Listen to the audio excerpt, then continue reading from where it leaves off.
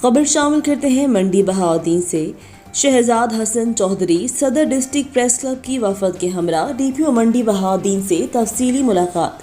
मंशियात, नाजायज असला और जराइम पेशा अफराद के खिलाफ क्रैकडाउन पर डीपीओ अनवर सईद किंगरा को खराज तहसीन पेश किया। आज डिस्ट्रिक्ट प्रेस के वफद सदर district press club Shahzad Hasan Chaudhry, general secretary Qamar Ali Baraish, हीला प्रेस क्लब के जनरल सेक्रेटरी महर अकील पोमी और रेड न्यूज़ के स्टाफ रिपोर्टर नदीम इकबाल गुज्जर ने डीपीओ अनवर सईद किंगरा से उनके ऑफिस में तफसीली मुलाकात की, जिसमें डिस्ट्रिक्ट प्रेस क्लब के वफद ने ज़िले पुलिस की हालिया कार्रवाइयों पर इत्मीनान का इजहार किया।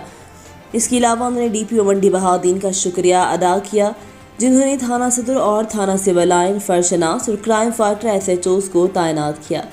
अब थाना सिटी में भी ऐसा ही क्राइम फाइटर तैनात हो जाए तो क्राइम कंट्रोल करने में आसानी होगी।